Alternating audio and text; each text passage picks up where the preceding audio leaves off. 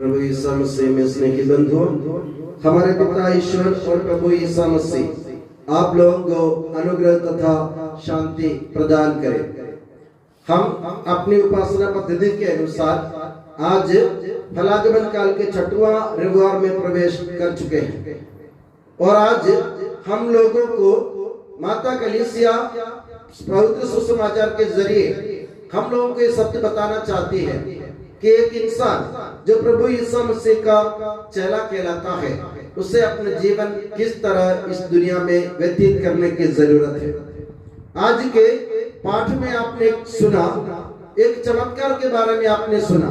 प्रभु ईसा मसीह समुद्र पर चलते हुए अपने शिष्यों के पास आते हैं और शिष्य डर जाते हैं और इसमें यह भी लिखा है कि समुद्र पर हवा जोरों से चल रही थी, यानी आंधी तूफान के बराबर हवा चल रही थी और वे बड़ी मुश्किल से नाव खे रहे थे।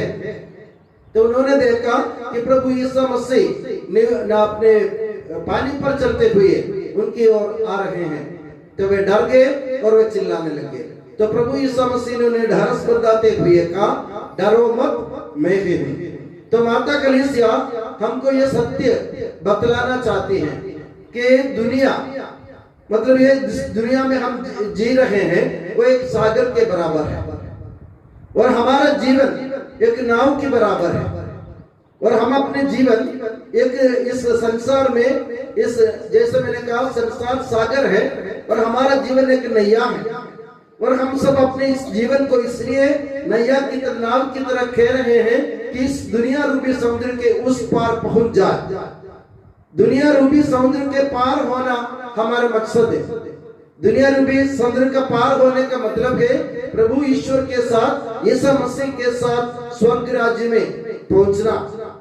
तो शिष्य लोग जो नाव खेल रहे थे, आप ये समझिए, कल्पना कीजिए कि वो हमारे जीवन है और हमारे जीवन इस संसार रूपी सागर से हमें आगे ले जाते समय हमें बहुत सारी तकलीफें उठानी होंगी, हवाएं चलेंगी और आंधी तूफान होंगे, तो भी हमें धैर्य रखकर अपने जीवन को आगे ले चलने की जरूरत है। और ये भी माता कलीसिया हमको ये भी बतलाना चाहती है कि अगर तुम अकेले परिश्रम करोगे तो तुम सफल नहीं हो पाओगे। जैसे शिष्यों ने 3-4 मील तक नाव खेलने के बाद भी वे लोग थक गए थे और नाव आगे मुश्किल से बढ़ रही थी, पर इसमें लिखा है जैसे उन्होंने प्रभु के दर्शन किए, जैसे प्रभु उनके पास आए, प्रभु उनके नाव पर आए नहीं थे, नाव में चढ़े नहीं थे, प्रभु जैसे उनके पास आए उनके नाव किनारे पर लग गई, ऐसा लिखा हुआ है। वे लोग बहुत देर से, बहुत परिश्रम से नाव खेल रहे थे, 3-4 मील तक वे नाव खेल रहे थे। आपको मालूम नहीं होगा, तिबेरियस एक समुद्र के बड़ा एक झील है, तिबेरियस सागर भी कहते हैं उसको, मगर एक झील है, बहुत बड़ा झील है, उसकी लंबाई चौड़ाई ज्यादा है। 3-4 मील तक उन्होंने नाव खेली, खेलने के बाद भी वे किनारे नहीं लग पाए। तो इसमें लिखा कि जैसे उन्होंने प्रभु का दर्शन किया, वे प्रभु का अपने नाव पर चढ़ाना चाहते थे, प्रभु चढ़े नहीं थे, उससे पहले जैसे उन्होंने दर्शन किया, प्रभु के दर्शन किए, तो नाव किनारे पर लग गई। तो माता कलीसिया हमको ये सत्य समझाना चाहती है, जैसे मैंने कहा हमारा जीवन एक नैया के बराबर है और ये संसार के समुद्र के बराबर है और हमें अपने ईश्वर की और हमें अपने इस संसार रूपी समुद्र को पार कर हमें अपने ईश्वर के पास जाना है। तो इसमें खेवनहार कौन होना चाहिए? हम अगर अपने जीवन रूपी नैया को खेते हैं तो हम सफल नहीं हो पाएंगे। हमें कहना चाहिए किसके साथ? प्रभु यीशु मसीह के साथ। जैसे प्रभु को देखकर शिष्यों ने आनंद मनाया, शिष्यों को खुशी हुई, उसी तरह प्रभु यीशु मसीह को अपने जीवन के खेवनहार बनाते हुए हमें भी अपने जीवन रूपी नैया को आगे ले जाने की जरूरत है।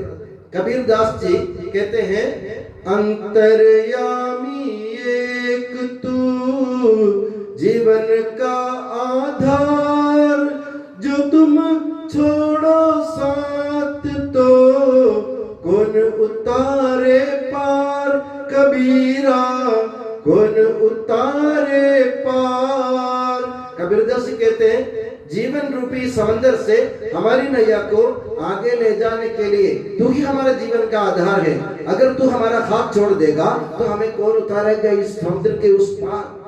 इस जीवन, इस दुनिया में जो भी जीते हैं, इस संसार रूपी समुद्र में जीते हैं, इसमें जैसे मैंने कहा हवाएं होंगी, तूफान होंगे, आंधियां चलेंगी, हर प्रकार की विपत्ति और तकलीफ हमें साथियों के सामना करना पड़ेगा।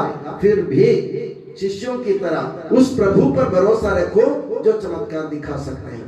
हमें प्रभु ने ये नहीं कहा कि तुमको एक सुगम रास्ता दे दूंगा मैं, तुम चलो मैं तुम्हें एक अच्छा आसान रास्ता दे दूंगा। प्रभु ने कभी नहीं कहा।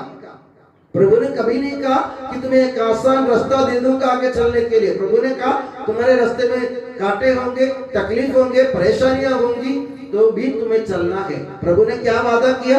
प्रभु ने ये वादा किया मैं तुम्हें बिल्कुल सुरक्षित पिता के पास पहुंचा दूंगा, मैं तुम्हें सुगम रास्ता नहीं दूंगा, मैं तुम्हें सुरक्षित अपने पिता के पास पहुंचा दूंगा। कबीरदास यही कहते हैं, अंतर्यामी एक तू जीवन का आधार, जो तुम छोड़ो हाथ तो कौन उतारे पार। हमें भी ये भरोसा रखना चाहिए। तो ये छठवां रविवार में माता कलीसिया हमसे क्या मांगती है? सिर्फ यही मांगती है प्रभु यीशु मसीह को अपने जीवन का खेवनहार बना लो और उस पर भरोसा रखो, तो तुम्हारे जीवन रूपी नैया इस समुद्र रूप, इस संसार रूपी समुद्र के पार पक्की हो जाएगी।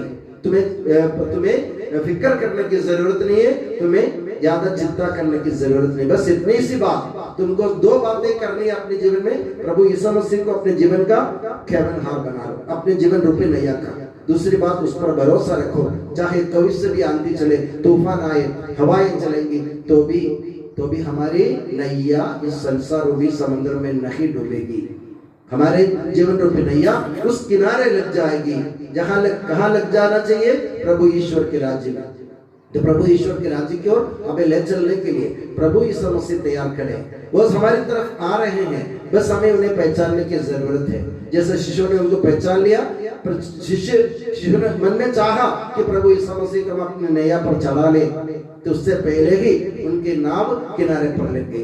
तो मेरे प्यारे बंधुओं, अगर आप उम्मीद के साथ, आशा के साथ प्रभु को अपने जीवन में बुलाना चाहेंगे तो प्रभु जरूर आएंगे, और प्रभु के आने से पहले ही प्रभु आपको पिता के पास पहुंचा देंगे, सुरक्षित पहुंचा देंगे। हम यही चाहते हैं कि हम सब सुरक्षित अपने पिता ईश्वर के भवन में, स्वर्ग में पहुंचना चाहते हैं। कौन हमको ले जाएगा? प्रभु यीशु मसीह ले जाएगा। कैसे ले जाएगा? हमारे भरोसे के ऊपर। जैसे हमने पूरे भरोसे के साथ उनके हाथ में अपने जीवन के अपनी नैया के कमान दे देंगे, प्रभु हमारे जीवन को संभाल लेगा और सुरक्षित हमें उस किनारे पहुंचा देगा। तो आज हम प्रभु से वादा करें, हम अपने जीवन को एक नैया, अपना हमारे जीवन रूपी नैया को प्रभु के हाथ में सौंप रहे हैं। प्रभु से बोलिए, प्रभु हमें क्षमता नहीं है, हमें ताकत नहीं है कि हम अपने जीवन रूपी नैया को समुद्र से उस पार ले जाएं, सिर्फ क्षमता तुम्हारे पास है। हम इतना कर सकते हैं प्रभु कि हम तुम्हें अपने जीवन का खेवनहार बना लेंगे, और हमारा तुम पर भरोसा बढ़ा दे प्रभु, और हमारा हाथ पकड़कर हमें आगे का रास्ता बताइए। प्रभु हमारी मदद करने के लिए तैयार खड़े हैं। बस जैसे मैंने कहा, कबीरदास जी जैसे कहा, विश्वास रखो प्रभु अंतर्यामी है, हमारे अंदर ही रहते, उसको पहचानने की जरूरत है, और अपने जीवन की कमान प्रभु के हाथ में सौंपने की जरूरत है। और मैं दुआ करता हूँ कि प्रभु यीशु मसीह और माता मरियम आप सभी को हमेशा अपने नियामत की छत्र छाया में सुखी और सुरक्षित रखे। पिता, पुत्र और पवित्र आत्मा के नाम पर आमीन।